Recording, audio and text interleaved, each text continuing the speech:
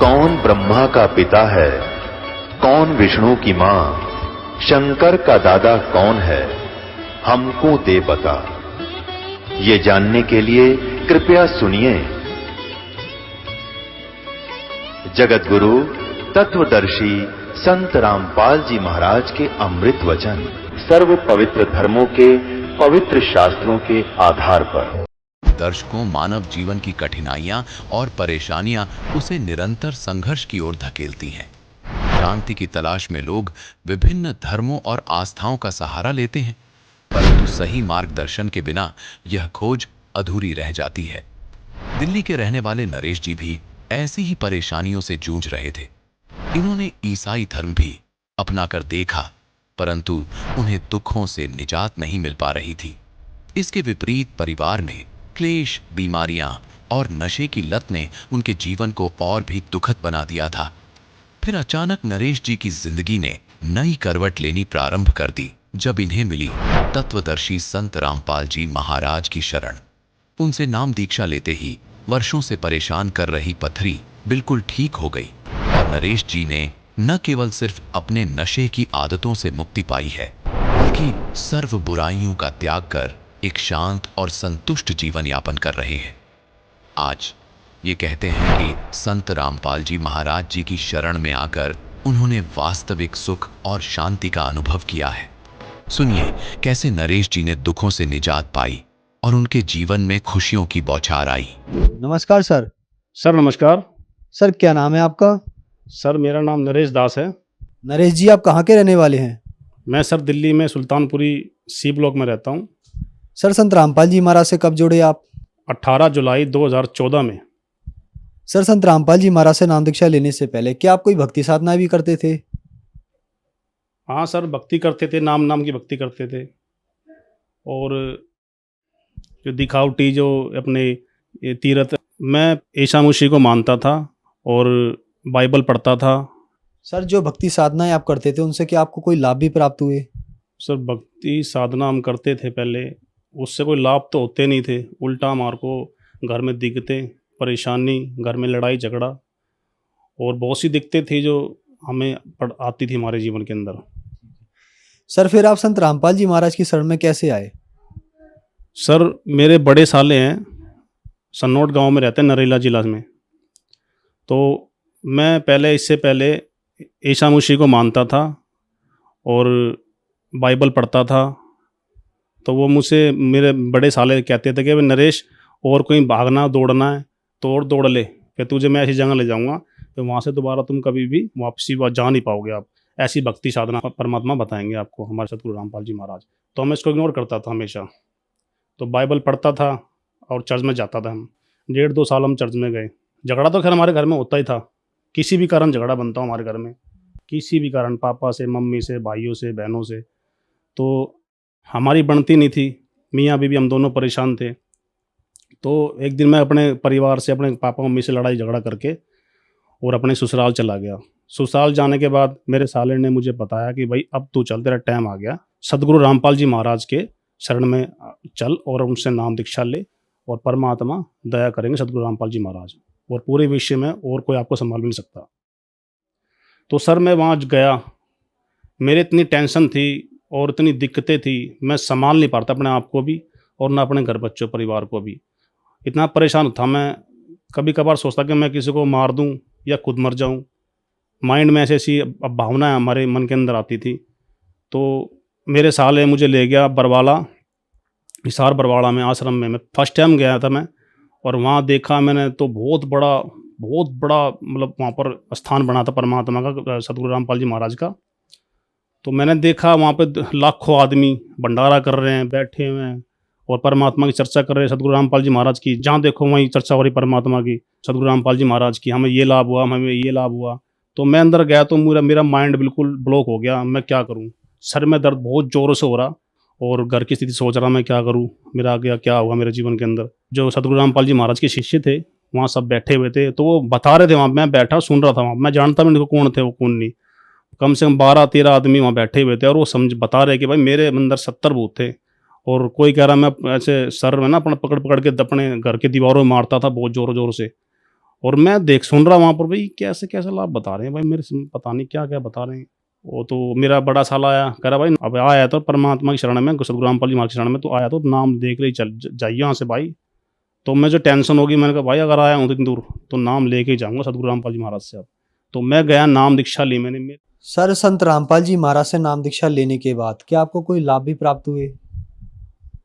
हाँ सर, ज़रूर बताऊंगा मैं मुझे क्या क्या लाभ हुए हैं। मैंने नाम दीक्षा ली परमात्मा से, सतगुरु रामपाल जी महाराज से।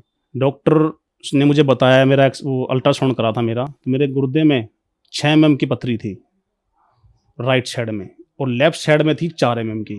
मैं उससे बहुत ज़्यादा पीड़ित था, बहुत परेशान था उस पथरी से, मुझे बहुत ज़्यादा पेन होता था।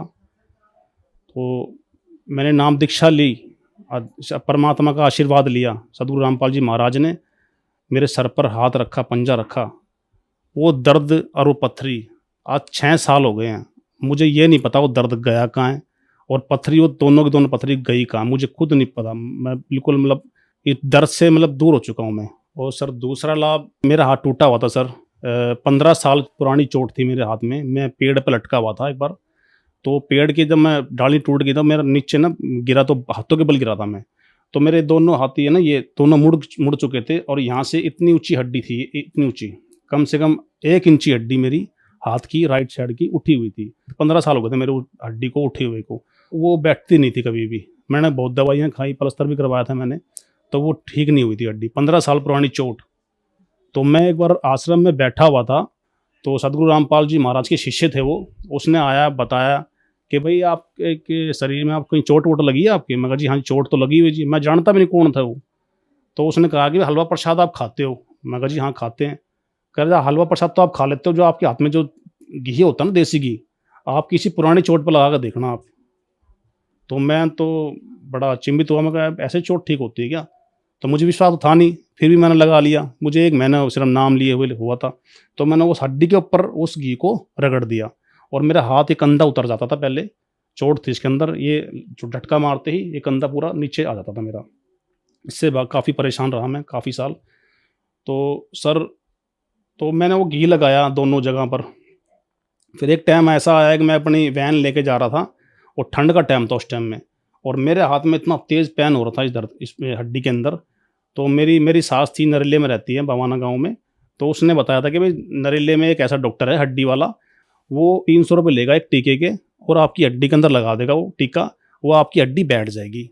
तो मेरा ध्यान वहाँ गया, तो मैंने मम्मी को चलते चलते गाड़ी में फ़ोन किया, मम्मी ऐसे ऐसे आपने बताया था भाई 300 रुपये लेगा, वो हड्डी बिठा देगा। तो मैं उनके पास फ़ोन किया, वो कह रहे हाँ बेटा कल आ जाओ। तो मेरा फिर दूसरी बार मेरा ध्यान सीधा गुरु जी की तरफ गया, सतगुरु रामपाल जी महाराज की तरफ, कि भाई ये तो झूठ बोल रहे हैं, अगर ऐसा घी लगाया था मैंने और ऐसे प्रसाद खाया था। तो मेरा ध्यान वहीं गया, मैं परमात्मा दया करो भगवान।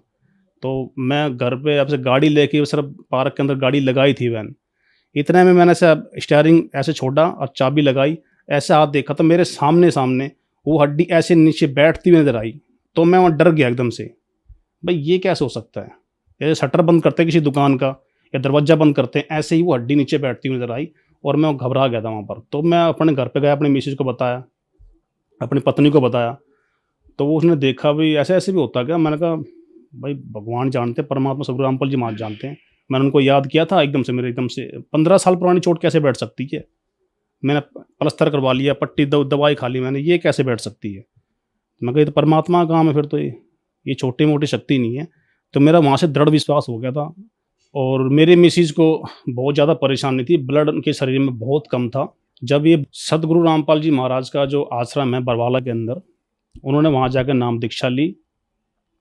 6 पॉइंट पे उनका खून था, ब्लड था उनके शरीर में, और 1 महीने के अंदर अंदर बिगर दवाई खाए, और ज़्यादा फल फ्रूट मैंने खिला दिए हो ऐसा कुछ नहीं था, उनका 9 पॉइंट 1 महीने के अंदर अंदर बढ़ गया। मैंने जांच करवाई थी। सर क्या आप नशा भी करते थे? हाँ सर, नशा करता था सर मैं। तो क्या संत रामपाल जी महाराज से नाम दीक्षा लेने के बाद आपका नशा छूट गया? हाँ सर, बिल्कुल छूट गया सर। बियर में बहुत ज़्यादा पीता था। घर में अपने मिसेज को बोलता था कि मेरे लिए चिकन उबाल दो, और मैं सर्दी के अंदर भी रजाई में बैठ के बियर को पीता था और मांस खाता था। तो बहुत ज़्यादा आदी था सर मैं, बहुत परेशान भी था। ऐसी हम तो बेकार की ज़िंदगी जी रहे थे। सतगुरु रामपाल जी महाराज ने बताया कि भाई ये तो गलत चीज़ है ये, और इससे आपकी भक्ति नहीं बन सकती। ये राक्षस खाना है, मदिरा और मांस खाना, ये राक्षस का खाना था ये। तो सर मैंने ये बियर, दारू, मांस, मच्छी, बीड़ी, सिगरेट, ये सब कुछ छूट गया सर मेरा। सतगुरु रामपाल जी महाराज ने बहुत दया बख्शी हमारे पे, और सतगुरु रामपाल जी महाराज की दया से, उसी कृपया से आज हमारा परिवार बहुत सुखी है। सर, संत रामपाल जी महाराज से नाम दीक्षा लेने के बाद आपको बहुत सारे लाभ प्राप्त हुए। हम आपसे एक बात जानना चाहेंगे। पहले आप बहुत ज़्यादा परेशान थे, उसके लिए आप देवी देवताओं के पास गए। फिर आप संत रामपाल जी महाराज की शरण में आए, और संत रामपाल जी महाराज की शरण में आने के बाद आपको बहुत सारे लाभ प्राप्त हुए। तो ऐसा क्या है कि आप लोग देवी देवताओं के पास जाते हैं, गुरुओं के पास जाते हैं, वहाँ ठीक नहीं होते, और संत रामपाल जी महाराज की शरण में आके ठीक हो जाते हैं? क्या कारण है?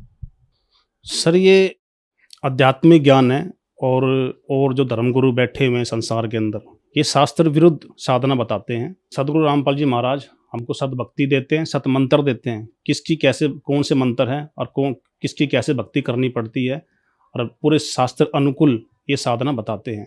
और उसके नियम जो बताते हैं परमात्मा हमारे सतगुरु रामपाल जी महाराज, उन नियम में रहकर अपने भक्ति करो और अपने लाभ उठाओ परमात्मा का। सर, संत रामपाल जी महाराज से नाम दीक्षा कैसे ली जा सकती है? सर सत्संग आता है सतगुरु रामपाल जी महाराज का, और भी बहुत से चैनल है, तो उसके नीचे एक पट्टी आती है और उसमें नंबर लिखे हुए हैं। उस नंबर पे आप कॉल कर सकते हो, और जिला वाइज और अपने अपने नाम स्थल बने हुए हैं, वहाँ पर फ़ोन करके नाम स्थल का पता करके वहाँ नाम दीक्षा ले सकते हो। धन्यवाद सर। सत सही। अब जगत गुरु तत्वदर्शी संत रामपाल जी महाराज जी के सत्संग के माध्यम से उस अद्वितीय आध्यात्मिक ज्ञान के बारे में जानते हैं, जिसके माध्यम से आप भी प्राप्त कर सकते हैं ऐसे आध्यात्मिक, मानसिक और भौतिक सुख जो अभी तक आपने सिर्फ मीराबाई, ध्रुव, प्रहलाद जैसे कुछ ही भक्तों की जीवन कथा में सुने होंगे। अब सुनिए तत्वदर्शी संत के संग शास्त्र अनुकूल भक्ति सत्संग, ऐसा अद्वितीय आध्यात्मिक ज्ञान जिसका है सर्वधर्मों के पवित्र शास्त्रों में प्रमाण। उसके ऊपर चौर करने लगे कबीर साहब। नानक जी ने पक्का हो गया कि सतपुरुष अकाल पुरुष तो यू है, ये बैठा तख्त पर जेड़ा, ये नीचे से ये बाबा जी आया महात्मा, ये इनका नौकर है। इतने में क्या हुआ, वो तेजो में शरीर वहां से उठा अपने सिंहासन से, और कबीर जी नीचे से जिंदा महात्मा वाले रूप में गए थे, वो विराजमान हो गए। उस समय उस परमात्मा का वो रूप जो बना, जब सिंहासन पर विराजमान हुए, जो अकाल मूर्त तेजो में शरीर वाला था वो चवर करने लगा। उस कबीर परमेश्वर जिंदा वाले बाबा वाले महात्मा वाले स्वरूप के ऊपर चवर करे नौकर की तरह। उस समय परमात्मा का जो स्वरूप बन गया वो कबीर जी वाला बन गया, जो धारणक रूप में, जो लाहे रूप में बनारस में थे, और जो पहले नानक जी को मिले थे। और वो तेजो में शरीर जो था कबीर जी के जिंदा महात्मा वाले शरीर में समा गया। अलग कोई नहीं रहा, ओनली वन गॉड है, एक परमात्मा कबीर जी विद्यमान थे। बनारस वाले धानक ऑल ओवर कंट्रोलर के तख्त पर, सिंहासन पर। अब नानक साहब से कहा कि जाए, तीसरा दिन हो गया। इस तरह परमात्मा ने सारे ब्रह्मांड दिखाए, ब्रह्मा विष्णु महेश दिखाए, उनकी रचना बताई, कैसे इनका जन्म हुआ। अब परमेश्वर ने कहा कि अब जाओ प्यारी आत्मा, उन भोली आत्माओं को समझाओ जो काल के जाल में फंसी पड़ी है। अब वहां जाकर के प्रत्येक आत्मा ये चाहती है मैं वापस ना जाऊं उस गंदे लोक में। नानक जी ने प्रार्थना की, लेकिन परमात्मा ने कहा अब जाओ, आपकी आवश्यकता है वहां पर, मेरे गवाह बनोगे, लेकिन ऐसे नहीं मैं रख सकता, आपको ये भक्ति करनी पड़ेगी सतनाम की, और सतनाम बिना मोक्ष नहीं हो सकता। ये 2 अक्षर का नाम है, यानी पूरा ज्ञान उनके अंदर फीड कर दिया। अब उधर से नानक जी को मर्त जान करके डूब गया दरिया में, उसकी खोज शुरू होगी। नवाब ने भी खोज शुरू कर दी, गोताखोर लगा दिए, जाल डाल रहे हैं इधर जिधर डाउन स्ट्रीम में, और नानक जी का शरीर रखा 3-4 किलोमीटर अप स्ट्रीम में, जंगल में। तीसरे दिन वो आत्मा वापस भेज दी भगवान ने उस शरीर में। नानक जी वहाँ से उठकर सुबह सुबह फिर उसी दरिया पर आकर खड़े हो गए जहाँ लोग स्नान करने जाते थे, और वो भी जाया करते थे। कहाँ तो हाहाकार मची हुई थी, और मर गया डूब गया, मर गया डूब गया। उधर क्या देखा, वो तो सामने खड़ा है, सारा शहर उमड़ गया देखने के लिए। तब नवाब की नौकरी त्याग दी और कहा कि अब सच्चे सरकार की नौकरी करेंगे। तो फिर वो इस खोज में परमात्मा ने कहा था कि मैं बनारस में हूं, काशी में, और वहां आ जाना, सतनाम दूंगा, और सतनाम बिना मोक्ष नहीं, और वो काल का लोक। तो सतनाम प्राप्ति के लिए, और नानक जी ने वाहे गुरु कहा था कि वाहे गुरु। जब अकेले रह गए ना तख्त पे कबीर जी सतलोक में, और दूसरा रहा नहीं भगवान, जब ने कहा था वाहे गुरु, सही रास्ता दिखा दिया। और स्वयं भगवान वाहे गुरु, वो नीचे आ गया। नीचे आकर उसके मन में रट लगी कि वो ही गुरु मिला जो सतनाम दे। और ये 7 श्लोक जो परमात्मा ने प्रसन्न किए थे नानक जी ने, ये 7 श्लोक उसने नोट कर लिए। जो भी कोई ब्राह्मण विद्वान मंडलेश्वर उनको मिला, उनसे 7 श्लोक करते थे। बताइए 18वें अध्याय के 62वें श्लोक में यो गीता ज्ञानदाता किसकी शरण में जाने को कहता है। फिर वो करते फरड़ अपनी शरण में कहता है, अपने बारे में कहता है, छड़ दे गल। फिर वहां से चल पड़ते थे। वो न्यू पहचान करते जा रहे थे कि कौन से हैं वो भगवान। यु ज्ञान जब स्वर में बोलेगा वो सही गुरु वही पाएंगे असली तक। उनकी खोज करनी थी, कहीं महात्माओं में यही छुपे ना हो। पहली उदासी यानी कति मायूस होकर यात्रा की थी, उसको प्रथम उदासी कहते हैं। तो बनारस में पहुंचे। कबीर जी ने यह भी बता दिया था कि मैंने रामानंद जी को गुरु बना रखा है, वो मेरे गुरु जी हैं। पहली मीटिंग में बताया था। तो रामानंद जी सुप्रसिद्ध थे। रामानंद जी के आश्रम में पहुंचे, वहां उनसे प्रश्न किया कि ऐसे ऐसे गीता में लिखा है, क्या आप जानते हो? रामानंद जी महात्मा थे, वो सच्ची बोला करते। कहने लगे भाई आजा, बैठ जा सरदार जी, आजा बच्चा, मैं जानता नहीं था लेकिन अब जान गया हूं। मैं नहीं जानता था, मैं विद्वान पाक रहा था, लेकिन मुझे कख का पता नहीं था। वैसे तो वो मेरे को उन्होंने वचन दे दिया, वो भगवान है, परमात्मा है, अब मालिक हैं, सतपुरुष हैं, और मेरे को उन्होंने अपनी स्थिति ऊपर दिखा दी सारी। लेकिन उनकी आज्ञा का मैं पालन कर रहा हूँ। वो मेरे शिष्य नहीं है, मेरे गुरु हैं, लेकिन मर्यादावत उन्होंने कहा कि मुझे आप अपना शिष्य ही मानोगे। वो मेरे शिष्य कहो, मेरे गुरु कहो। और भाई उस कबीर जी ने मुझे यो ज्ञान बताया है। तो नानक जी ने कहा कहाँ मिलेंगे वो? कि अभी आएंगे शाम को यहाँ पर। नानक जी ने सोचा इतनी देर कौन डटा भगवान पृथ्वी पे, और हमने उसके लिए खोज के लिए सिर दे रखा। कहने लगे महाराज मुझे एक रास्ता बता दो, कहाँ है वो? कि वो अपनी झोपड़ी में होंगे। एक सेवक भेज दिया कि जाओ झोपड़ी पर छोड़ के आओ। अब जाकर देखा उस परमात्मा को, खड्डी में कपड़े बुने दानक का काम करें थे। उन ठानी जानते, पता था आव एक आत्मा प्यारी। जब देखा वहां पर सतलोक का नजारा सारा दिखाई दिया। ओए होए, कहते झांकी वे कबीर की नानक की तीवा, और वह सिखा के गलपड़ी कौन छुटावे था। अब जैसे कबीर जी का वहां देखा सतलोक में, ओए होए, फिर वहां बैठे दिखे वाहे गुरु। और कहते वहां एकदम इतनी उमंग में भर का आवाज लगाने लगे, फाई सूरत मलोक की वेश, ए ठगवाड़ा ठगी देश, खरासियाना बहुता बार। देखो ये धानक रूप रहा करतार, कि ये ठग है, हमें मूर्ख बना रहा है, बका रहा है। जैसे प्यार में क्या करें ठगे, और आँखों में पानी भर रखा। सारे जुलाए इकट्ठे हो गए वहां के। कहते हैं ये भगवान है, परमात्मा ये है, पूर्ण ब्रह्म है। अब कहते हैं घर का जोगी जोगड़ा, बाहर का जोगी सदे। वो दुल्हाए वहां के उसको एक आम सिंपल मैन मानते थे। वो क्या कहते हैं, ये देखो पंजाबी है, पंजाब तो आके पागल बन गया, इसने भगवान बतावे नीरू के बेटे ने। किससे का ना तसल्ली हुई। तो परमात्मा ने कहा प्यारी आत्मा अब इसने राज रख, थोड़े दिन गुप्त रखना, जिक्र ना करना, तेरा भी दिल तोड़ देंगे ये। अपनी भक्ति करो और प्रचार करो इस ज्ञान का, और ज्यादा डिक्लेयर ना करना, अभी इसको गुप्त रखना हमने कुछ दिन। तो कहने का भाव ये है कि जिनने महापुरुषों ने भगवान मिला, और जिनको हम मानते हैं वो परमात्मा से मिले, और उन्होंने बताया है कि धानक रूप रहा करतार, हक्का कबीर करीम तू बे परवरदिगार। गुरु ग्रंथ साहिब के 721 पृष्ठ पे लिखा है कि एक अर्ज गुप्तम पेश तोदर कून करतार, हक्का कबीर करीम तू बे परवरदिगार। हक्का कबीर माने सत कबीर। और ये 24 पृष्ठ पे लिखा है, भाई सूरत मुल्क की वेश, ए ठगवाड़ा ठगी देश, और खरा सियाणा बोता भारी, धानक रूप रहा करता। अपने आत्माओं, हमने भगवान को पहचानने में घनी देर ना लग गई वे। हम अज्ञान में कितने आंट रखे इन्होंने, लेकिन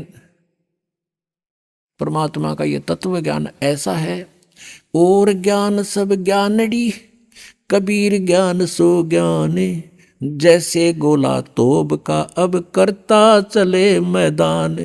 तारा मंडल बैठे करिए चांद बड़ाई खावे, उदय भया जब सूरज का स्यों तारों छुप जावे। ये नकली संत और ये छोटे मोटे ज्ञानड़ी कहते हैं जैसे चंद्रमा रात्रि के समय तारों में बहुत अच्छा तेजों में और प्रसिद्ध यानी बड़ा चमकता है, मुखिया पाक रहा होता है, सूर्य उदय होने के बाद कहते चांद भी ना दिखता, सितारे भी विद्यमान होते हैं, उनका कोई अस्तित्व नहीं रहता।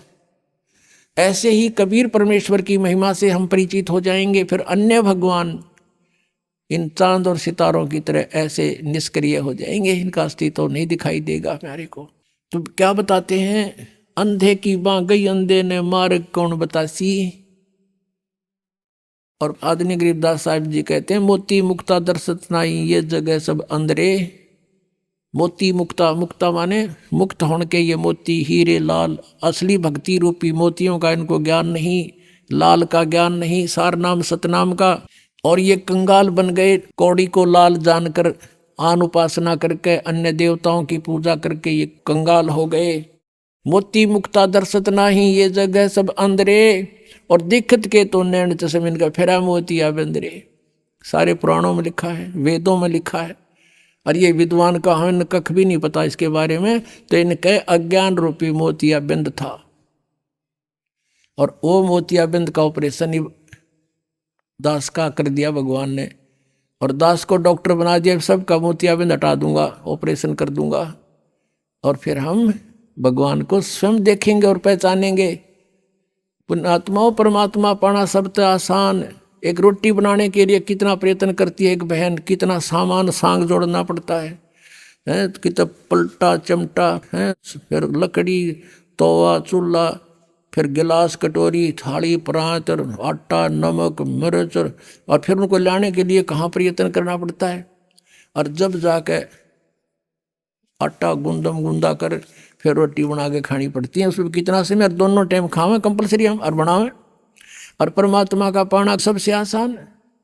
कहते जीव बिना लाणी सा मंत्र दे रखा भगवान ने, और कितना कीमती है। सतनाम पालड़े रंग होरी हो, 14 लोक चढ़ावे राम रंग होरी हो, 3 लोक पासे अंग धरे रंग होरी हो, तो ना तुले तुलाया राम रंग होरी हो। अब इतना धनी बनाने का, सतलोक जाने के लिए हमने घनी भक्ति चाहिएगी, और मौखिक जाप और अन्य जापों से लाभ नहीं होगा। ये जो मंत्र है सतनाम का 2 अक्षर का, इसके जाप करने से हम भक्ति धन से गर्क हो जाएंगे, हम फुल्ली चार्ज हो जाएंगे। जब हम यहाँ से चलेंगे, इतने हम वहाँ से चार्ज होकर आए थे, उतना ही चार्ज होकर वापस जाएंगे वहाँ पर। इस मंत्र से होंगे, इतने धनी होंगे। और जो ये प्रथम मंत्र है 3 मंत्र में, और ये यज्ञ हवन हम करते हैं, इनमें हम जब तक यहाँ रहेंगे यहाँ सुख मिलेगा हमारे को। और काल का जितना भी ऋण है वो इसको दे देंगे, तू पकड़े अपना, हमने जाने दे, हम नहीं लेंगे तेरा प्रतिफल। और ये 2 मंत्र 2 शेष बचेंगे, उसमें से जो तत् मंत्र का आपको दिया जाता है जाप, उसको हम अक्षर पुरुष के 7 संग ब्रह्मांडों को पार करने का टैक्स है उसका, वो दे देंगे, संभाल तू अपना। तो ये जो सत्य है, ये सार नाम है, इसकी भक्ति से हम सतलोक में पहुंच जाएंगे, स्थाई स्थान मिलेगा। अब क्या बताते हैं, कोट जन्म तन भरमत हो गए, कुछ नहीं हाथ लगा रे, कुकर सुकर खरबा बोरे, कौआ हंस बगारे, कोटि जन्म तू राजा की, ना मिटी न मन की आशा, भिक्षकों का दर दर घूमा, मिला ना निर्गुण रासा। आदरणीय गरीबदास साहिब जी की परमेश्वर कबीर साहिब जी ने दिव्य दृष्टि खोल रखी थी। उन्होंने आज से अरबों खरबों पहले की सारी घटनाएं एजिटी चित्रित कर रखी हैं, और उनको वो घटनाएं चलचित्र की तरह दिखाई देती थी। गरीबदास साहिब जी ने बताया है कि ये नानक साहिब जी जो थे, ये सतयुग में राजा अम्बरीश थे, यही आत्मा। और इतने पुण्यात्मा थे, इतने धर्मात्मा थे, और इतनी सत भक्ति करते थे, विष्णु जी को इष्ट मानकर दुर्वासा जैसे सिद्ध पुरुष ने भी इनके दरबार में फिट्टे मुंह होना पड़ा था। उसके बाद वही आत्मा फिर त्रेता युग में राजा जनक रूप में जन्म हुआ। राजा थे वो, और नौकर सैकड़ों लाखों की संख्या में सैनिक उसके नौकर थे।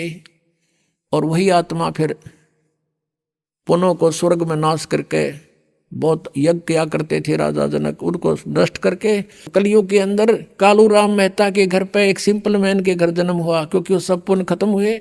और फिर नौकरी कर रहे एक नवाब के घर पे आप ही, और पहले उनके लाखों नौकर होते थे। तो काल का ये जाल ऐसा है। जब नानक साहिब जी को अपने पिछले जन्म दिखाए परमात्मा ने कि आप राजा थे, राजा जनक भी आप थे, और अब आप क्या हो, पेटा भर गया उस पुण्यात्मा का भगवान देखकर। इनको कहते हैं जो दृढ़ भक्त होते हैं उनको भगवान मिलते हैं। उस दिन के बाद फैसला कर लिया पूरा हिंदू समाज। नानक साहिब जी के पिता भी विरोधी हो गए थे कि के पैदा हो गया हमारे देवताओं ने बुरा बतावे। और सब ब्राह्मण विरोधी हो गए थे कि ये पागल हो गया, इसका पता नहीं क्या हो गया, ये सब उल्ट सुलट बोल रहा है। तो इस प्रकार पुण्यात्माओं अब क्या बताते हैं, कोट जन्म तन भ्रमित हो गए। और यदि परमात्मा ना मिलते हुआ प्यारी आत्मा अगले जन्म में 84 लाख योनियों में जाती। कोट जन्म तन भ्रमित हो गए, कुछ ना हाथ लगा रे, कुकर सुकर खरवा बोरे, कौआ हंस बगारे। कोट जन्म तू राजा क्यों ना, और मिट्टी न मन की आशा। भिक्षुकों के दर दर घूमया, मिला ना निर्गुण रासा। आप ऐसे साधक भी रह चुके हो,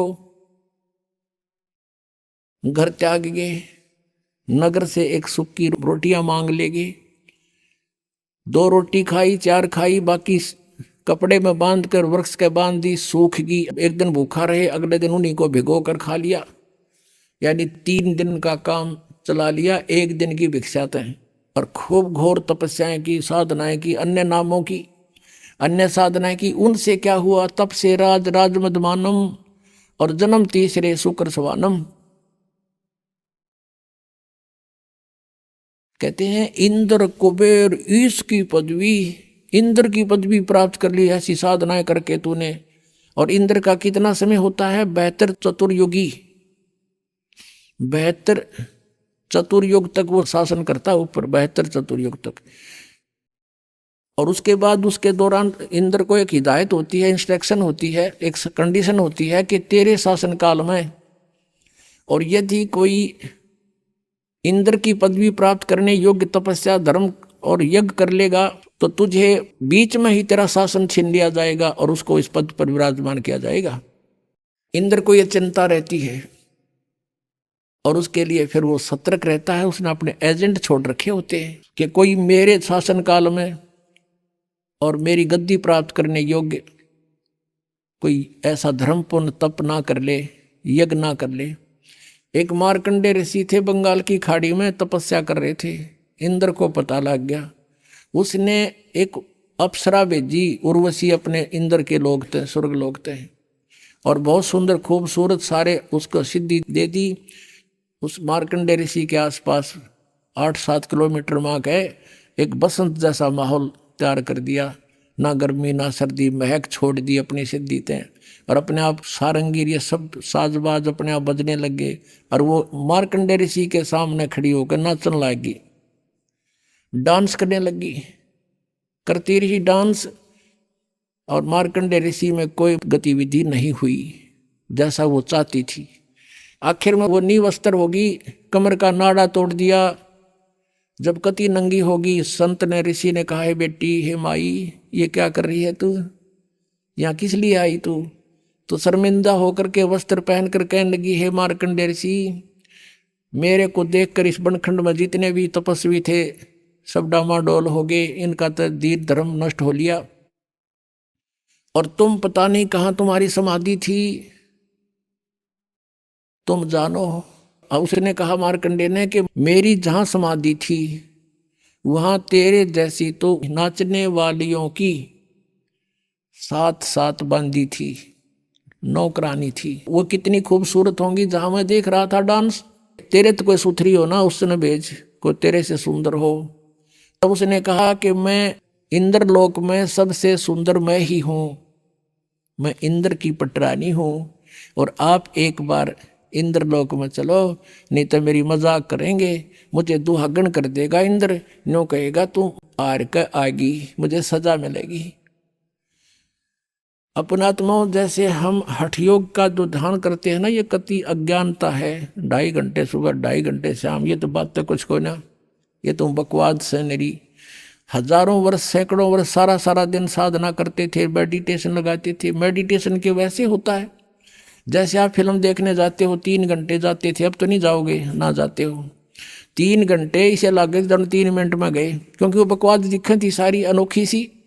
ऐसे ही समाधिस्थ जो होते हैं, अंदर शरीर के अंदर चैनल लगे हमारे शरीर में, जैसे टीवी में चैनल होते हैं, और पिछले संस्कार से इंसान कोई साधना का प्रयत्न करता है तो उसका कोई, जब समाधिस्थ होने का हठ योग करता है तो कोई चैनल ऑन हो जाता है, यानी हम अंदर कमल है, वो कोई सा कमल खुल जाता है उसके पिछले संस्कार से, और फिर उसमें प्रवेश कर जाता है। वहाँ सब ये डांस नाचने गाने ये सब हो रहे हैं ऊपर के लोकों में, वहाँ तो अपनी कमाई खराब करने जाती है सब पुण्यात्माएं। तो ये मन आप कहीं बैठ कर देखना, 10 मिनट भी भक्ति ना करने दे। जब मैं सोचा चल वहाँ चलते हैं, नो करते हैं, कहीं बस की इंतजार करती है ना, और बस स्टैंड पर बैठ जा, 10 बैठा होगा देखिए कि छियाली, और फिर बैठ जा, फिर थोड़ी देर में उठ कर देखेगा कोई दिखे कि तय।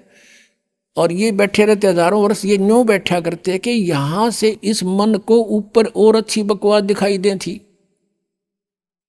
मार्कंडेय ऋषि कहता था मेरी समाधि ब्रह्मलोक में पहुंच रही थी, सहस्रार कमल में, और इस टीवी देख रहा था शरीर के अंदर, वो यहाँ ये चोटी दौर है, तो वहाँ होटल है, होटला में जीवात्मा वहाँ पहुंच गई मार्कंडेय ऋषि की, और तभी तो ये बैठे रहा करते इतनी समय तक ना कौन बैठे, और बैठने से इनका तप बन जाता, तब से अगले जन्म में राजा, और कुछ दिन स्वर्ग में, और फिर 84 लाख योनियों में इनका ऐसी दुर्गति हो रही थी। उर्वशी कहने लगी कि इंद्र की पटरानी मैं ही हूं। तब मार्कंडेय ने कहा जब इंद्र मरेगा तू क्या करेगी? उस इंद्र की रानी ने, इंद्राणी ने कहा सची ने कि मैं 14 इंद्र वरूंगी।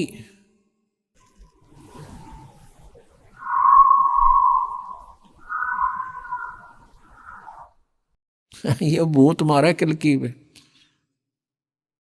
ये पहला करके साधना गलत है। अरे अब ये सही कह गया, बिरान माटी तो न्यो है जो महाराज जी बता रहे हैं। प्रिया दच्चा जब है, जब सारा काम बिगड़ ले है, लेकिन फिर बात क्या बने, फिर कोई यूज नहीं इसका। तो कहने का भाव ये है कि वो कहने लगी देखो पुण्यात्माओं कितना गहरा ज्ञान दिया परमेश्वर ने। वो जो सची रूप में इंद्र की पटरानी रूप में जो आत्मा है, उसने कभी जन्म जन्मांतर में कितने पुण्य करे, वो 14 इंद्र मर जाएंगे और वो अकेली उनकी पटरानी बनी रहेगी। उन्हें तो वहां सुख भोगने का मतलब है, अपना आनंद लेना है, वहां इज्जत बेइज्जती कुछ नहीं है ऊपर के लोगों में। वो तो पटरानी बनी रहेगी। इंद्र मर गया तो बेहतर चौकड़ी युग पूर्ण होते इंद्र मर जाएगा।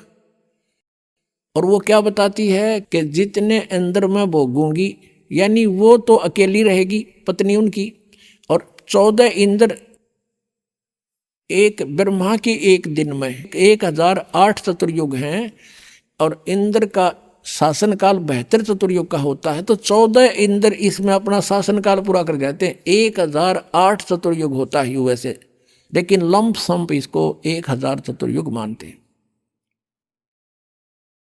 तो वो क्या कहती है कि उसने इतनी अच्छी तपस्या साधना भक्ति धन धर्म कर रखा था कि 1008 चतुर्युग तक वो अकेली आनंद भोगती है एज ए पटरानी,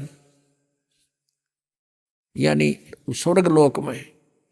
और 14 इंद्र अपना शासन काल 72 चतुर्युगी पूरा करके मरते रहेंगे, तो वो गधे बन जाते हैं। 67 गधे की योनि से होता इंद्र का जो जीवन 84 लाख योनियों में। अब क्या बताया है कि तू इंद्र मरेगा जब क्या करेगी? ऋषि मार्कंडेय ने पूछा। इंद्राणी ने उत्तर दिया कि मैं 14 इंद्र भोगूंगी। मार्कंडेय ने कहा कि वो 14 भी मरेंगे जब क्या करेगी कि मैं तो गधी बनूंगी, और जितने इंद्र में भोगूंगी वो गधे बनेंगे।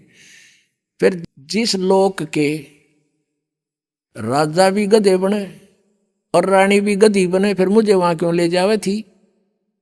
न्यों बोली अपनी इज्जत रखने खातिर, ना तो वहां न्यों कहेंगे कि तू हार का आगी। अब मार्कंडे ऋषि हंसे फिर न बोले रे तू आज भी गधी 14 खसम करेगी और मरे पाछे फिर खुद का गधी बनोगी, बता तू भी इज्जत की ठेकेदार नहीं हो रही, अब बिनो का बेइज्जती होगी। अरे थारा गजब भैया। इतने में इंद्र आ गया। इंद्र आ गया, कहा हे बंदनवाज इंद्र की गद्दी प्राप्त करो, तुम जीते हम हारे। मार्कंडे ऋषि कहने लगा रे रे इंद्र क्या बोल रहा है, इंद्र की गद्दी तो मेरे लिए काग की बीट है, और बेटा आजा मैं तुझे ब्रह्मलोक का रास्ता बता दूं, वहाँ बड़ा सुख है, ब्रह्मलोक में इतना आनंद है, ये तो कुछ भी नहीं है। अब उसने ब्रह्मलोक के आनंद का बेरा था, इस ताक इनको ज्ञान नहीं था ऋषियों को, ओम का नाम जब ब्रह्मलोक में वहाँ ठाठ होकर फिर मार्कंडे भी पशु बने, वो उसका याद नहीं थी। जिसने जो साधना वो अपने को सुपीरियर मानता है, लेकिन ब्रह्म साधना इनसे अच्छी है, इन अन्य डले ढूंढते, लेकिन वो भी मोक्षदायक नहीं है। लेकिन मार्कंडे को वो अपनी मोक्षदायक लगी थी और इंद्र वाली से बढ़िया, तो इंद्र से कहा कि आजा इंद्र तुझे ऐसा मार्ग बता दूंगा और छोड़ दे इसने। इंद्र कहता है कि महाराज जी फिर देखूंगा, इब तो मैंने मौज मारने दो, अगजा मर ले कुएं पड़ के। अब गधा अपने पाछे के देखेगा, फिर तो कुमार देखेगा। अब जैसे आप जिस ज्ञान से परिचित होते हो, अपने मित्र से, भाई से या किसी और रिश्तेदार से बताते हो, दास के साथ भी ऐसे बनता था, तो सारी बात सुन सुना के वो नो क्या करता, हम उनको बताते भाई पशु बनेंगे, गधे बन जावांगे, कुत्ते बन जाएंगे, फिर तो बिरान मट्टी होगी, नो बोला देखी जाएगी। बता गधे बने पासे के देखी जाएगी, तो कुम्हार देखेगा, फिर तो डायमंड का बोरा गट्टा मारेगा लठे। अब देखना तो ईब है, बुराई छोड़ भक्ति कर, परमात्मा का नाम ले, सारा इतिहास खोल कर धर दिया परमात्मा ने, इस दास के माध्यम से खुलवा दिया सारा ज्ञान। तो इसी तरह जैसे कोई गुट्टी लाव है सामने, वह टीटी बन जा गुट्टी ला के, उन्होंने सोचा गुट्टी छोड़नी पड़ेगी, नो फिर देखांगे, फिर कुम्हार देखा, फिर तो तुम नहीं देख सकते। तो ये किसी ना कोई ऐब किसी के अंदर काल ने फट कर रखा है, या कोई और बकवादा बढ़ रहा है, तो वो ना छूटती, और वो छोड़ने पार पड़ेगी। वो तो कल मृत्यु होगा तो छूटेगी, जिसको तू अपनी मान रहा है। तो इन फार्मूलों से हम इस मार्ग पर दृढ़ होकर चल सकते हैं। अब इसको लंबा ना करके थोड़ा शॉर्ट में बताते हैं। फिर क्या बताते हैं, इंद्र कुबेर ईश की पदवी और ब्रह्मा वरुण धर्मराया, विष्णुनाथ के पुर को जाकर फिर भी वापस आया। कहते असंग जन्म तन मरत्या हो गए, जीवित क्यों ना मरे रे, ये 12 मद महल मठ बोरे बहुर ना दे धरे रे। जीवित मरना किसे कहते हैं, एक तो ये है कि इच्छाओं का नाश करे, बड़ी कोठी बनाना, बड़ी कार लेना है, फिर उधर की बकवाद ब्याह शादियों में डांस करना, गुटी लगाना, फिर दहेज देना और लेना, लोग दिखावा करना। कहते ये बकवाद छोड़नी पड़ेगी। संसार के चोचलों को देखकर हम नहीं चल सकते, उनसे मन हटाना पड़ेगा। और दूसरा जीवित मरना ये है, जैसे आप जी यहाँ आते हो, मन कोई ना कोई आंट अड़ावेगा आपके, यूँ नुकसान हो जाएगा, नो हो जाएगा, फलाना हो जाएगा। तो उस समय विचार करना चाहिए कि जो व्यक्ति ऐसे कंपलसरी काम के लिए नाइट सर्विस से गया था और वापस आना था, उसने रात्रि में मृत्यु होगी, एक्सीडेंट होगा उसकी। अब कितना कंपलसरी, कितना जरूरी कार्य था जिसके लिए वो रात ही वापस आना चाहता था।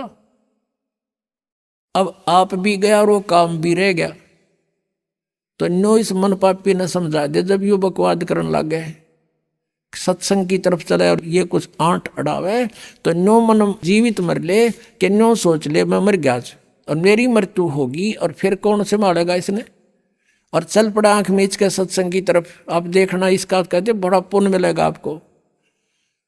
और फिर 3 दिन के बाद, 4 दिन के बाद आप वापस चले जाओगे, और आप वापस जा करके जो थोड़ा बहुत काम उलट पुलट हो भी गया, वैसे तो होता नहीं भगवान के लिए, जो सच्चे दिल तो चलते ठीक उड़क खड़ा पाओगा भगवान आपको, ये सत्कर मान लेना। लेकिन हम इतना विश्वास नहीं कर पाते शीघ्र, तो इन परमात्मा के विधान के अनुसार चल कर देखे। तो यूँ सोच ले 4 दिन में जो काम बिगड़ गया उसने फिर संभाल लेंगे जाके। और जब परमानेंट टिकट कटेगी फिर, या कौन सा ये पक्का कि हम नहीं मरेंगे, जब मान ले परमानेंट मर गए, मृत्यु होगी, फिर क्या करोगे। वो काम फिर भी रह गया, राम भी रह गया। कहते हैं राम नाम कड़ुआ लागे और मीठे लागे दाम, दुविधा में दोनों गए माया मिली ना राम। एक हमारे गुरुदेव जी के शिष्य थे, तलवंडी भाई कस्बा है फिरोजपुर जिले में, और गुरु जी के सतलोक जाने के उपरांत दास की वहां जाके सत्संग करने लग गया था। कुछ दिन किया वहां दूसरे रविवार को, तो उनका गुरु जी के जो शिष्य थे उनका कोई रिश्तेदार आया था, कोई बुढ़िया के शौक व्यक्त करने। शुक्र को आया था, शनिवार को उसने जाना चाहा। उन्होंने कहा कि हमारे यहाँ सत्संग सुनना, सत्संग होगा कल रविवार को 9 से 11 सत्संग है, सत्संग सुनना। बोला मैंने बहुत सुन रखे सत्संग। उन्होंने कहा कि आपने ऐसा सत्संग नहीं सुना होगा, आप अवश्य सुनना। बोला नहीं, मुझे बहुत ज़रूरी कार्य है, वहाँ एक कॉन्ट्रैक्ट होना है, मेरा एग्रीमेंट होना है और उसमें मुझे 5 लाख का बेनिफिट होगा। तुम क्या जानो मेरे व्यवसाय के बारे में। और सन 1997 की बात है ये, 1997 में 5 लाख, आज के 50 लाख है, न समझ लो। वो नहीं माना, वो चला गया। शनिवार को शाम न चला वहाँ से चंडीगढ़ के लिए। अम्बाला के पास आकर के एक बजरी का भरा हुआ ट्रक खड़ा था, उसके दोनों पिछले चारों पहिए निकाल रखे पिछले, और जैक लगा रखा था डिफेक्ट हो जाने से। उसने तो वो एग्रीमेंट दिखाई दे था, पूरा परिवार कार में 4 सदस्य थे, 2 बच्चे और 2 वो खुद। मारुति कार थी, फुल स्पीड पर चल रहा, वो ट्रक के नीचे जा घुसी, वो जैक हटा, सारा ट्रक ऊपर पड़ गया, बजरी का भरा हुआ, कचूमर निकल गया, चारों मर गए। अब चाट लिया उन 5 लाख रुपया ने। परमात्मा कहते हैं राम नाम कड़ुआ लागे मीठे लागे दाम, और दुविधा में दोनों गए माया मिली ना राम। तो इस तरह से मन पापी को अपने मालिक के इन फार्मूलों से हटाकर और इसमें जोड़े रखे भगवान के पाले पे। फिर क्या बताते हैं, दोजिक बिस्त सभी ते देखे राजपाट के रसिया, और 3 लोग से तरपत नाही यो मन भोगी खसिया। कोई सरपंच बन जाता है, नो नीत रहे चेयरमैन बनूं, चेयरमैन बन जाए नो सोचा मैं एमएलए बनूं, एमएलए बन जाए नो सोचा मंत्री का दाव लगे, मंत्री बनते नो सोचा मुख्यमंत्री बनो जो पेटा भरे। इतने मृत्यु हो जा भाई, दर दर फिरे। अब जैसे अरुणाचल का एक मुख्यमंत्री, आंध्र प्रदेश का मुख्यमंत्री और पोलैंड देश का पूरा कैबिनेट, पूरा मंत्रिमंडल इंक्लूडिंग प्राइम मिनिस्टर एक जहाज में क्रैश होकर मर गए। ये हेलीकॉप्टर में जा रहे थे जल्दी के मारे, ये दोनों मुख्यमंत्री जी ये यहाँ मर गए। अब इनको कितना कंपलसरी, कितना दूरी काम होगा, जो हेलीकॉप्टरों से यात्रा कर रहे थे, जाता हूँ मीटिंग करूंगा, फलाना करूंगा, फलानी फाइल साइन करूंगा। अब परमात्मा बताते हैं कि इन बातों ने याद करो तुम, कि दोजिक भी सभी ते देखे राजपाट के रसिया, और 3 लोग से तरपत नाई यो मन भोगी खसिया। इसने 3 लोग भी दे देना तो भी संतुष्टि नहीं इसकी, न सोचो और कितने पावत जब बात बढ़े। कहते सतगुरु मिले तो इच्छा मेटे, पद मिल पदे समाना, और चलन सा उस लोक पठाऊं जो आदि अमर अस्थाना। आदरणीय गरीबदास साहब जी कहते हैं कि सतगुरु मिले तो इच्छा मेटे। इस तत्व ज्ञान से आपके सभी इच्छाओं का नाश कर देगा। यहाँ की कोई भी वस्तु तुम्हें सुहावे नहींगी जो भक्ति बाधक हो। सतगुरु मिले तो इच्छा मेटे, पद मिल पदे समाना।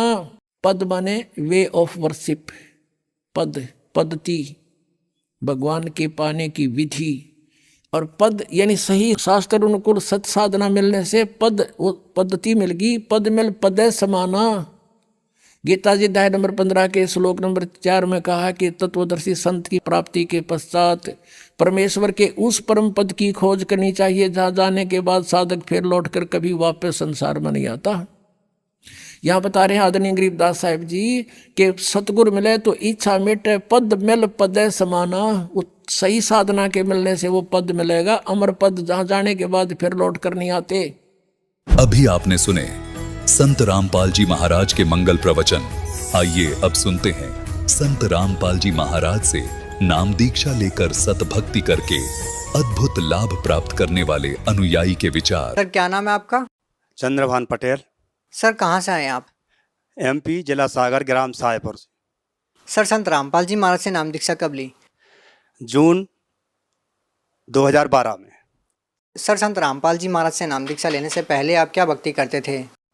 सर सभी सांसारिक भक्ति करते थे, और आसाराम जी से भी दीक्षित थे। तो सांसारिक भक्ति में हमारे सारे परिवार के लोग जैसे हनुमान जी की साधना करना, कुल देवता की साधना करना, कथा भागवत हवन अनुष्ठान सारे किया करते थे। और नर्मदा जी जाना, बांदकपुर जाना और हवन कीर्तन सारे लगे रहते थे। सर जब पहले आप भक्ति कर ही रहे थे तो फिर आप संत रामपाल जी महाराज के शरण में क्यों आए? सर यहाँ आने के लिए मजबूर हो गया, इतने ज़्यादा परेशान हम लोग हो गए कि घर में हर 1 साल के अंतराल से कोई ना कोई किसी न किसी की मृत्यु हो जाती। और सर ऐसा हुआ कि एक बार शुरुआत में मेरा भाई है, मुझसे बड़ा था, उसके नदी में बहने से मृत्यु हो गई। वो भी हटा दिया कि चलो भगवान की भक्ति करते हैं, ये तो परीक्षा भगवान लेते हैं, वो भी हटा दिया। इसके बाद मेरे बड़े भाई के लड़के की भी मृत्यु हो गई, वो भी हटा दिया, चलो मालिक परीक्षा लेते हैं। इसके बाद फिर हमारे परिवार पर भी नंबर लग गया, हमारी शादी हो गई। शादी के बाद हमारे एक बालक हुआ, 2-3 माह बाद उस बालक की भी मृत्यु हो गई। तो फिर सब लोगों ने शांति बना दी कि चलो भाई जो भक्ति करते हैं उनकी परीक्षा होती है। फिर दोबारा से एक बच्ची हुई, बच्ची की भी इसी तरह से महीने 2 महीने बाद उसकी मृत्यु हो गई।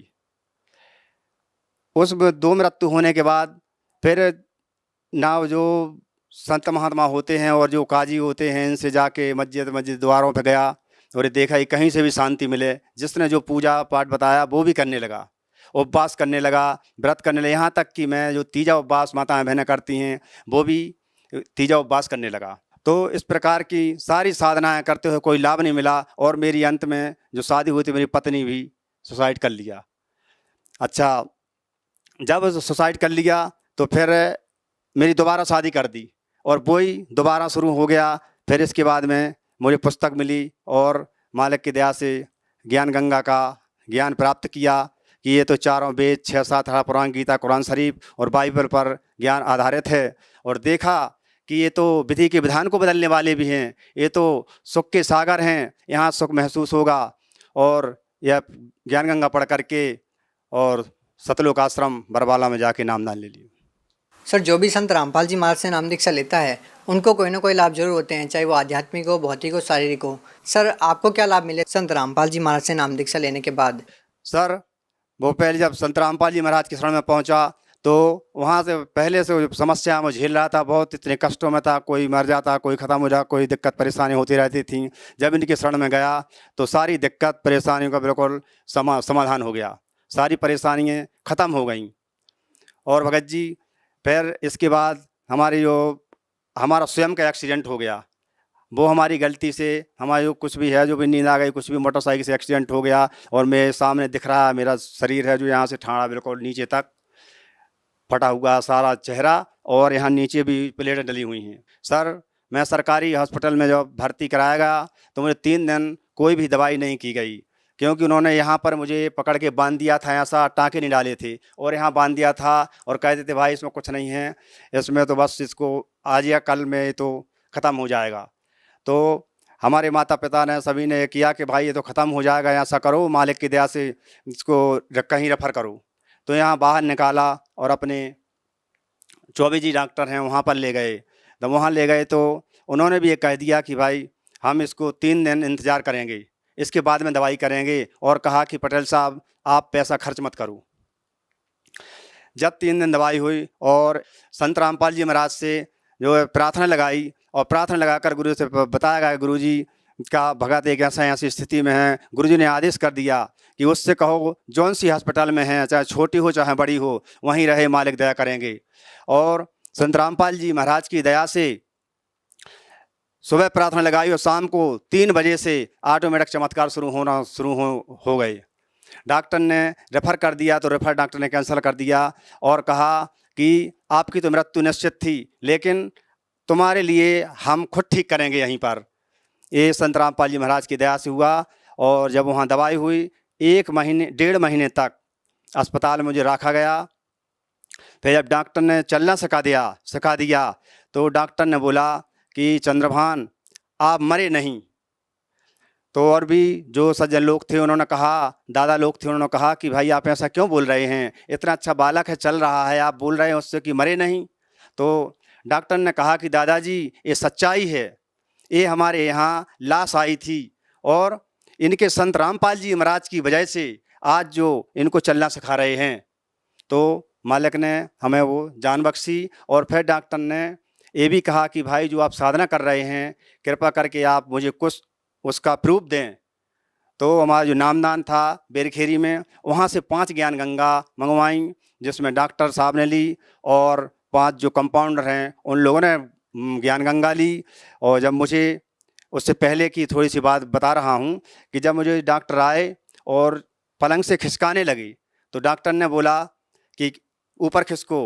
तो सभी लोग घर के जो थे वो पकड़ने के लिए दौड़े कि इनको ऊपर खिसका दें। डॉक्टर ने कहा कोई नहीं बोलेगा। डॉक्टर बोले कि बोलो संत रामपाल जी महाराज की जय। और जयकार लगा के उन्होंने कहा खिसको, तो मैं खिसक गया। फिर दोबारा फिर जयकार लगाई, मैं और खिसक गया। तीसरा जयकार लगाई, मैं सारे पलंग के ऊपर खिसक गया। तो डॉक्टर ने कहा आज मुझे विश्वास हो गया, अभी सुना था कि संत होते हैं पृथ्वी पर, लेकिन आज देखा। और डॉक्टर ने भी कहा कि चंद्रभान ये सच्चाई है, सच्चाई को दबा तो दिया है लेकिन इसको मिटा नहीं सकता कोई, इस डॉक्टर साहब ने कहा। और संत रामपाल जी महाराज की दया से इसको जीवन दान प्राप्त हुआ। सर मेरे करनाल में जो सत्संग हुआ था उस समय का चमत्कार है। हमारी जो पत्नी थी उनको 1 साल हो गया था, गुरुजी के आदेश है कि 1 साल हो जाएगा तो नाम रहित हो जाएगा। तो हमारी पत्नी कहने लगी कि मेरे पास पैसे हैं नहीं और करनाल जाना है। तो बहुत चिंतित हो गई हमारी पत्नी, सारे दिन रोती रहीं। हम लोगों ने मना कर दिया कि हम कर्जा लेंगे नहीं किसी से, और सत्संग जाना है। तो सभी लोग तैयारी कर रहे थे। जब तैयारी करते करते शाम हो गई, रात में 10 बज गए। तो 10 बजे देखा हमारे घर में कुल मात्र 5 रुपये थे। जब 5 रुपये देखे और जब 10 बजे हमारी भतीजी आई, बोलने लगी कि चाचा मुझे 50 रुपये दे दो, 10 बजे रात में। तो मैंने कहा इतनी रात में क्यों आई, सुबह ले लेती। तो मैं थोड़ा ऐसा लग रहा था कि भाई एक तो पैसे नहीं हैं, गुरुजी के दर्शन करने के लिए नहीं पहुंच पा रहे, और ये 50 रुपये लेने आ गई। तो मैंने दोबारा वो पैसे थे 50 रुपये और उनको निकाल के दे दिए। तो जब उनको पैसे निकाल के दिए, वो संगादानी में रखे तो वहाँ पर 100 के नोट 5 वहाँ पर रखे मेरे परमात्मा संत रामपाल जी महाराज की दया से। और उन पैसों से फिर मुझे ऐसा हुआ कि जब संत रामपाल जी महाराज की दया से 500 रुपये आ गए, क्यों ना फिर दोनों जन चलें। और क्या लाभ मिले? और हमारी माता राम हैं, उनको मैंने जब से होश संभाला, जब से देख रहा है सारी उनकी परेशानी रहती, उनको दिक्कत परेशानी, और उनको सबसे बड़ी बीमारी हार्ट की थी, शुरू से थी इनको बीमारी। तो ऐसा होते होते संत रामपाल जी महाराज की शरण में भी वो भी पहुंच गई। और जब वहाँ इनकी शरण में पहुंचने के बाद इनकी ज़्यादा तबीयत इतनी बिगड़ गई थी कि इनकी सांस निकल नहीं पाती थी। यहाँ डॉक्टर मौर्या के यहाँ इनके सारे 15-20 साल से इलाज चल रहा है, लेकिन वो पेश नहीं पा पाए। आखिरी में उन्होंने कहा कि नागपुर ले जाओ। नागपुर में जब गए तो अर्नेजा हॉस्पिटल पहुँचे, उन्होंने कहा कि इनका सारी जाँचें कर लो। उन्हें जाँचें जब करी तो जाँचों में ये पाया गया कि जितने जल्दी बन सके इनका ऑपरेशन करा दूँ। वहाँ उनकी माता राम की जो है कैसेट बना के दे रखी है कि आप एक कैसेट देख सकते हैं, और हार्ट का जो पूरा नक्शा दिया है कहाँ कहाँ इनका जो हृदय है चोक है। तो माता राम की जो है हृदय की नसें हैं 4 जगह से ब्लॉक हो चुकी हैं, माना बंद पड़ गई हैं। जब डॉक्टर ने कहा कि इसमें आपको 2.5-3 लाख रुपए का ऑपरेशन का खर्चा आएगा, और हम जवाबदारी नहीं लेते, 1% जवाबदारी लेते हैं क्योंकि इनकी उम्र ज़्यादा है, बाकी 99% कुछ भी हो सकता है। तो फिर संत रामपाल जी महाराज को अर्जी लगाई, गुरुजी से कहा कि गुरुजी ऐसी ऐसी बात है। गुरुजी ने कहा कि बेटा ऐसा करो, ना पैसे खर्च करो और ना ऑपरेशन कराओ, कोई अच्छा सा डॉक्टर बदल दो। जब संत रामपाल जी महाराज ने ऐसा कहा तो हम लोग सभी चिंतित में पड़ गए कि आखिर पैसे भी खर्च नहीं करना है और डॉक्टर भी बदलना है, तो और पैसे भी खर्च नहीं करना, तो जब डॉक्टर बदलेंगे तो पैसे तो खर्च होंगे। तो चिंतित होकर कोई अच्छा सा डॉक्टर बदल दो। अब चिंतित होकर फिर एक ही ऐसा लगा कि बताओ जब ऐसा डॉक्टर कौन हो सकता है जो पैसे लेना और इलाज हो जाए। तो फिर समय सोचा कि ऐसा करो, संत रामपाल जी महाराज ही एक सच्चे डॉक्टर हैं जो बिना पैसों में इलाज कर देंगे। तो उनको दंडवत किया कि महाराज आप ही हैं जो बिना पैसे में उनका ऑपरेशन और इलाज कर सकते हैं। और जब उनको दंडवत किया तो सुबह नामदान स्थल पर पहुंच गए। संत रामपाल जी की महाराज की जब प्रार्थना लगाई तो उनकी वजह से आज जो माता राम बिल्कुल सुरक्षित हैं। सर जैसा कि आपने बताया कि आपकी माता को हार्ट की प्रॉब्लम थी, उनकी 4 नसें ब्लॉक थी, सर इसका कोई प्रमाण है आपके पास? जी सर, इसका प्रमाण है, हमारे पास ये रिपोर्ट है। ये है रिपोर्ट अर्नेजा हॉस्पिटल नागपुर की। और सर एक कैसेट बना के दे रखी है, जिसको भी कोई डाउट है तो इस कैसेट में देख सकता है, हमारा फ़ोन नंबर भी लिख सकते हैं। ये है कैसेट। फिर ये जो है नक्शा दे दिया है हृदय का। यहाँ पर जो काले काले जो निशान दिख रहे हैं, वो जो यहाँ पर जो नसें हैं, जो यहाँ ब्लॉक हैं, यहाँ पर 1 2 3 4, तो इस तरह से चारों तरफ से इनका जो हृदय है ब्लॉक है। आज संत रामपाल जी महाराज की दया से बिना किसी इलाज के, बिना किसी दवाई के, बिना ऑपरेशन के, माँ संत रामपाल जी महाराज के आदेश पर ही बिल्कुल ठीक है।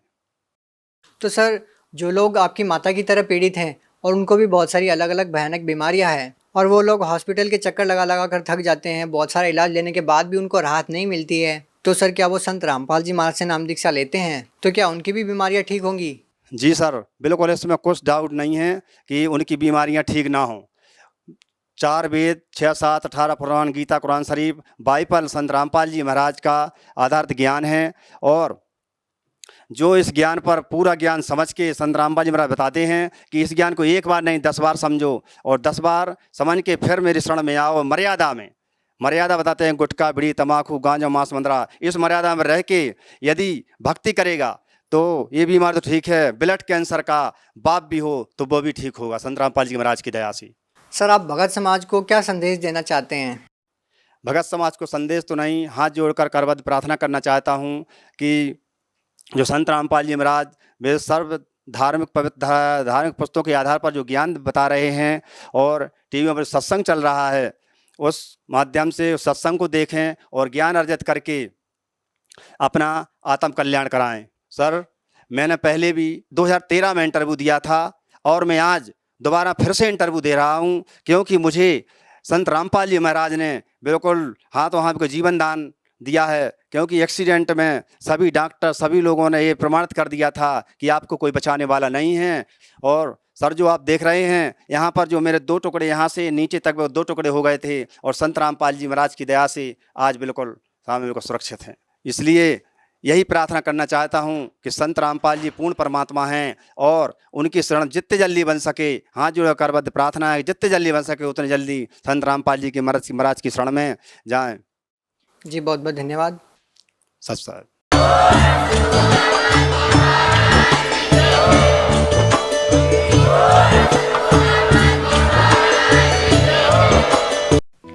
आप सुन रहे थे जगत गुरु तत्वदर्शी संत रामपाल जी महाराज के मंगल प्रवचन। अधिक जानकारी के लिए संपर्क करें।